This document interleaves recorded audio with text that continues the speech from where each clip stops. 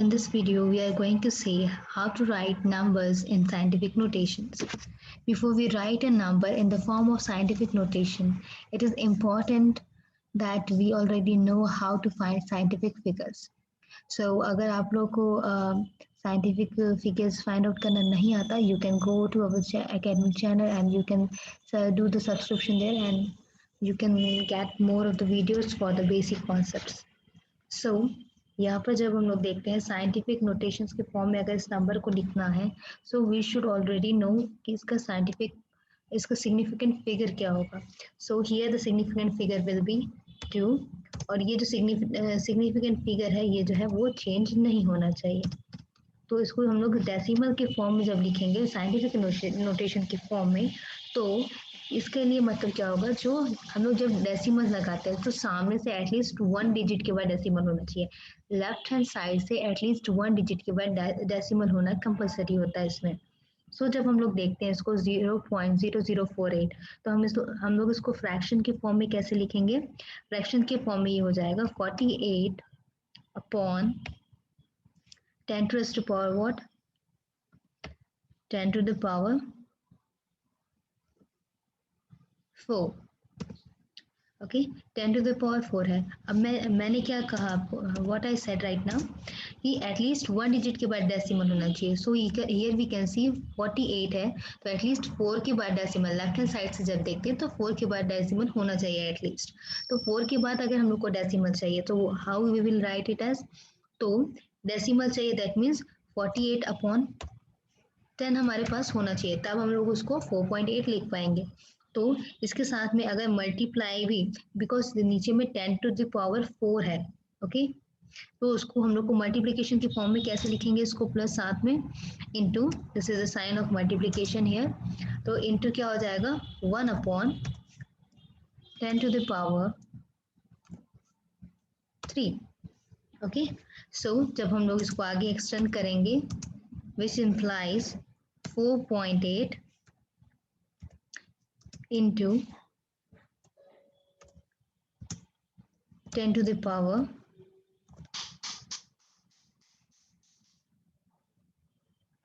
-3.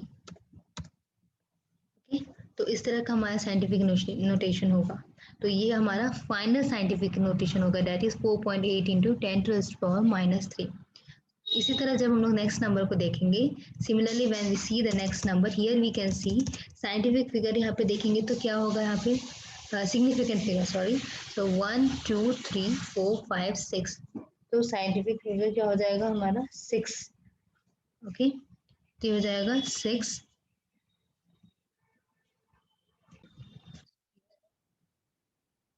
So the significant figure is 6. Okay, so वो significant figure वो disturb नहीं होना चाहिए. एंड नाउ एटलीस्ट मैंने क्या कहा कि फर्स्ट लेफ्ट हैंड साइड से फर्स्ट डिजिट के बाद डेसिमल होना कंपलसरी है. सो जब इसको हम लोग डेसिमल के फॉर्म में लिखेंगे तो क्या हो जाएगा 2.34 into 10 to the power 5. Right तो ये हमारा नेक्स्ट साइंटिफिक नोटेशन हो जाएगा. और सी यू कैन सी हियर इसका जो है साइंटिफिक फिगर है वो भी चेंज नहीं हुआ है. ऑलरेडी यहाँ पर साइंटिफिक फिगर उसका 5 ही है. ओके तो वो चेंज सॉरी 6 ही है, वो चेंज नहीं हुआ है. नेक्स्ट जब हम लोग देखते हैं यहाँ पे इसका सिग्निफिकेंट फिगर क्या है, इसका सिग्निफिकेंट फिगर है 4. ओके तो 4 के हिसाब से अब इसका हम लोग जब साइंटिफिक नोटेशन सीखेंगे तो क्या हो जाएगा 8.008 into 10 to the power 3.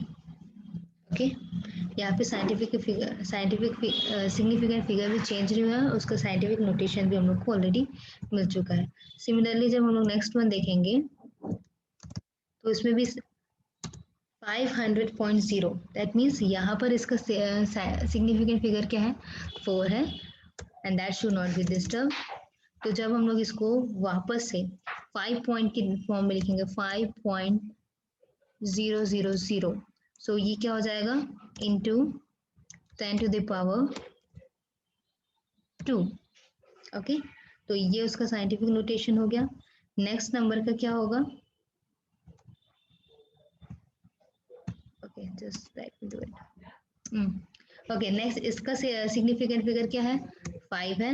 तो इसका साइंटिफिक नोटेशन कैसा हो जाएगा? इसके साइंटिफिक नोटेशन में कोई चेंजेस नहीं होंगे। क्यों नहीं होंगे चेंजेस? बिकॉज सामने लेफ्ट हैंड साइड से ऑलरेडी फर्स्ट डिजिट के बाद डेसिमल यहाँ पे ऑलरेडी है। तो इसको हम लोग जब 10⁻⁴ के फॉर्म में लिखेंगे साइंटिफिक नोटेशन के फॉर्म में, so it will be 6.0012 into, ये हो जाएगा 10⁻0, बिकॉज यहाँ पर हम लोग कोई चेंजेस नहीं कर रहे, इसलिए 10⁻0।